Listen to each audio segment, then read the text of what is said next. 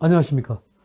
2020년 2회차 자동차 정비 기사 기출 문제 5번째 시간 자동차 정기가 되겠습니다.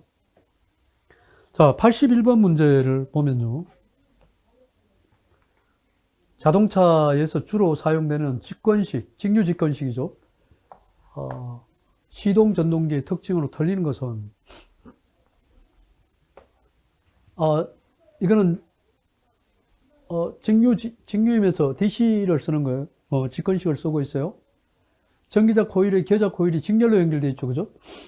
그런 기동 회전력이 크므로 시동 전동기에 주로 쓰는 거고요. 부하에 따른 회전 속도의 변화가 크다는 이런 특징이 있고, 전기자 전류는 코일에 발생하는 역기전력이 아니라 기전력에 비례하죠. 전류는 코일에 발생하는 기전력에 비례한다. 역기전력이 아니에요. 따라서 답은 4번이죠. 4번.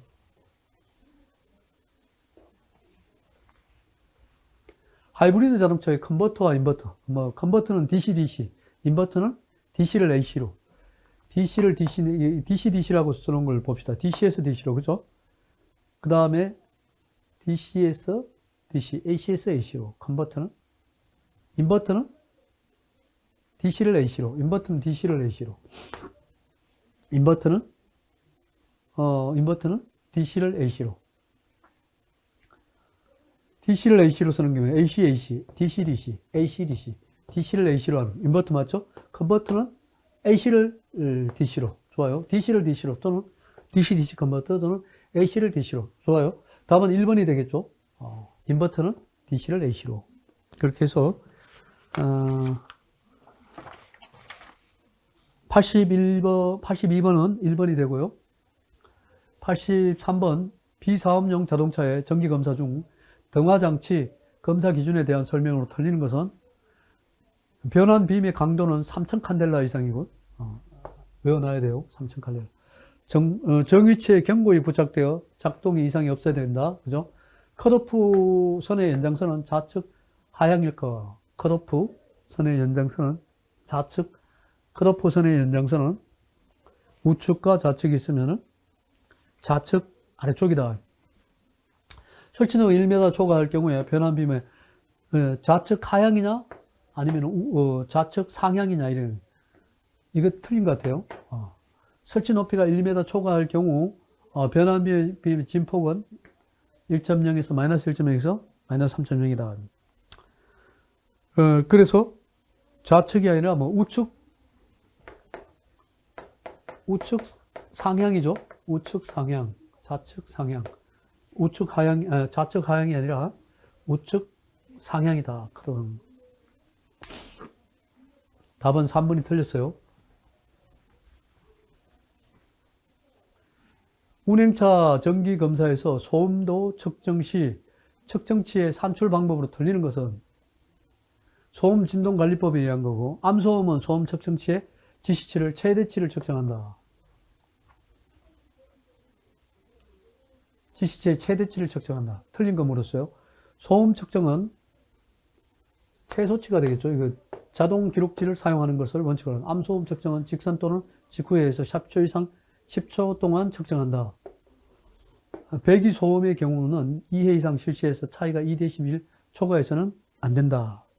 그래서 암소음 개념이나 아주 작은 소음을 말하는 거죠. 그래서 최대치가 아니라 최소치가 되겠죠. 따라서 네, 85번 전자제어 가솔린 엔진 점화 장치에서 점화 플러그 전극 부위가 지나치게 걸렸을 때 거문을 가장 먼 것은 답은 혼합기가 농후할 때가 되겠습니다. 그런데 희박할 때는 아니에요. 점화 시기가 규정보다 늦을 때, 점화 코일 케이블에 노화되었을 때, 피스톤 링이 마모돼도 점화 플러그가 피스톤 링이 마모되면은 불완전 연소가 되니까 점화 플러그 쪽이 점화 스파크가 제대로 일어나지 않는다 이렇게 생각하는 거죠.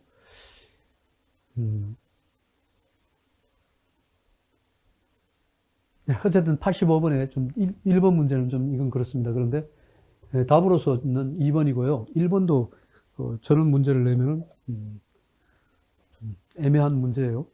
자, 86번 그림과 같은 전조등 회로에 흐르는 전류 A는 약 얼마인가? P는, 전력 P는 EI죠. 여기서 전류 I 고르는 2분의 P죠. 그 E가 전압이니까요. 전압이 지금 6V짜리가 들어갔고 35W가 지금 직렬로 들어 있다고 봐야죠. 그러면은 35 곱하기 2가 됩니다. 답은 6분의 70이 되니까 6분의 70은 풀면은 11.6이 되죠. 11.6. 그래서 86번은 2번이 되겠습니다. 2번. 87번. 충전장치에서 발전기 내부에 IC 레귤레이터가 불량하여 배터리가 가충전될 수 있는 경우는 IC 레귤레이터가 불량해서 배터리가 가충전될 수 있는 경우는 충전장치에서 발전기 내부에 IC 레귤레이터가 불량하여 배터리가 가충전될 수 있는 경우는 트랜지스터에 파손되어서 로타 코일에 전류가 흐르지 않는다. 여자 다이오드가 파손되어 배터리의 스테이트로 전류가 흐른다. 또 제너 다이오드가 파손되어 로타리의 전류가 과충전될 수 있는 건 이거죠. 제너 다이오드가 파손되어 로타 코일에 전류가 계속 흐를 수 있는 그런 겁니다. 불량 과충전이 될 수 있는 거는. 그래서 답은 3번이 되겠습니다. 88번은 자동차 캔 통신에서 클래스 구분으로 가장 거리가 먼 것은 클래스 A는 접지를 기준으로 한 개의 와이링으로 통신선을 구성하고 진단 통신에 응용되어서 K라인 통신이 E에 해당된다. 클래스 B는 클래스 A보다 많은 정보의 전송이 필요한 경우에 사용되며 바디 전장 및 클러스터 등에 사용되고 저속 캔에 적용된다. 클래스 C는 실시간으로 중대한 정보 교환이 필요한 경우로서 1 내지 10ms 간격으로 데이터 전송 주기가 필요한 경우에 사용되며 파워트레인 계통에 적용되고 고속 캔 통신에 적용이 된다. 클래스 D인 경우는 수백, 수천 바이트의 블록 단위 데이터 전송이 이게 이제 가장 전송이 빠르다고 봐야죠. 클래스 A는 전송이 좀 느린 상태고요. K라인 통신이 이어지고 B는 수백, 수천 바이트고 실시간으로 중대한 정보 교환이 될 경우에 1 내지 10ms 간격으로 데이터 전송 주기가 필요하고 필요한 경우에 사용되며 파워트레인 계통에 응용되고 고속이다. 맞네요, 이거. 맞습니다. 클래스 D 같은 경우는 수백, 수천 바이트라는 이 말이 틀렸죠. 바이트가 수백, 수천 바이트 블록 단위의 데이터 전송이 필요한 경우에 사용되면 멀티미디어, 말은 멀티미디어는 맞아요. 통신에 응용되고 프렉스레이 통신이에요. 클래스 D는. 근데 수백, 수천 바이트라는 말 자체가 틀렸어요. 수백 바이트가 되겠죠. 수백, 수천, 수백 바이트. 따라서 수백, 수천이라는 말 자체가 틀렸습니다. 클래스 D는 어떤 거다? 플렉스레이 통신이고요. 클래스 C는 캔 통신이라고 그러고, B는 A보다 많은 정보 전송이 필요한 바디, 클러스터 등에 적용하는 클래스 B 통신이 있고, 클래스 A 통신은 와이어링 통신이에요. 이거는 클래스 A 통신은 린 통신이죠. 린 통신이 일종이에요. 클래스 B 통신 같은 거는 프렉스레이하고 본다면 린 통신, 저건 린 통신이고, 클래스 A보다 많은 전송을 할 수 있고, 바디 전장이나 이것도 린 통신의 일종이에요. 그래서 린 통신이고, 이거는 뭐야? 캔 통신이고, 이건 프렉스레이 통신, 프렉스레이. 그래서 미리세카 단위는 수백 미리세카 단위까지, 수백 바이트, 1에서 10mseka. 그래서 4번이 틀렸어요.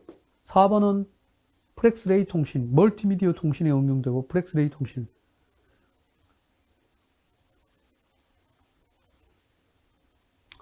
이거는 아닙니다. 이거는 C통신이 파워트레인 계통이니까요. 파워트레인 계통은 캔통신.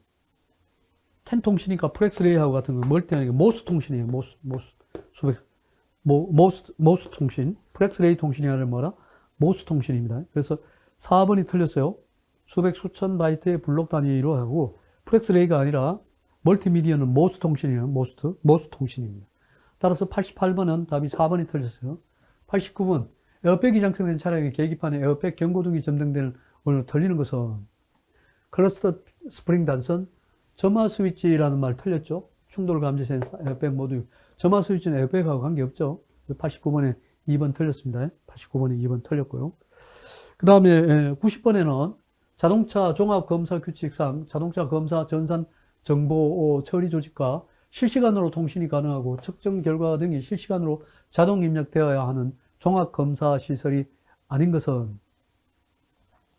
검사 장면 촬영 카메라가 실시간이죠. 전자장치 진단기나 전조등 시험기 실시간으로 자동 입력되어야 한다.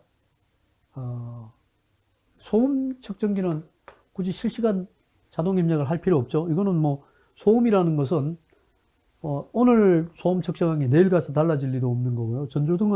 전조등의 밝기라든가 이런 거는 민감도가 높으니까 전자장치 진단기라든가 검사 장면 촬영용 카메라라든가 이런 건 민감도가 높죠. 소음 측정은 뭐 하루 지난다고 해서 소음 측정이 달라질 수가 없어요. 내부의 전장 부품이. 그래서 실시간 자동 입력을 할 필요가 없는 거예요. 90번에 4번 틀렸습니다.